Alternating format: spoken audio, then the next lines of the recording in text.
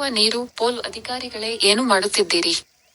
ಗದಗ ಜಿಲ್ಲೆಯ ಶಿರಹಟ್ಟಿ ತಾಲೂಕಿನ ಕೊಂಚಿಗೇರಿ ಗ್ರಾಮದ ಬಳಿ ಹೊರವಲಯದ ಬೆಳ್ಳಟ್ಟಿ ರಸ್ತೆಯಲ್ಲಿ ತುಂಗಭದ್ರಾ ನದಿಯಿಂದ ಬಹುಗ್ರಾಮ ಕುಡಿಯುವ ನೀರು ಯೋಜನೆ ಅಡಿಯಲ್ಲಿ ಪೂರೈಕೆ ಆಗುತ್ತಿರುವ ನೀರು ವಾಲ್ವ್ ಮೂಲಕ ಹಗಲು ರಾತ್ರಿ ಎನ್ನದೇ ನೀರು ಪೋಲ್ ಆಗುತ್ತಿದ್ದು ಅಧಿಕಾರಿಗಳು ಮಾತ್ರ ಕಣ್ಮುಚ್ಚಿ ಕುಳಿತಿದ್ದಾರೆ.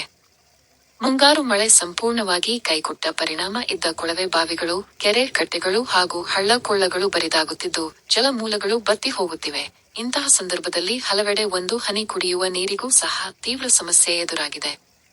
ಆದರೆ ಇಲ್ಲಿ ಮಾತ್ರ ಕಳೆದ ಬಹುದಿನಗಳಿಂದ ಅಧಿಕ ಪ್ರಮಾಣದಲ್ಲಿ ಕುಡಿಯುವ ನೀರು ನಿತ್ಯವೂ ಪೋಲಾಗುತ್ತಿರುವುದು ಈಗ ಸಾರ್ವಜನಿಕರ ತೀವ್ರ ಆಕ್ರೋಶಕ್ಕೆ ಕಾರಣವಾಗಿದೆ.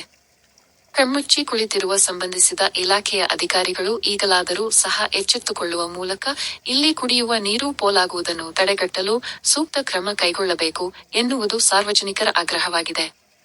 ವರದಿ: ಚಂದ್ರಶೇಖರ ಸೋಮಣ್ಣವರ.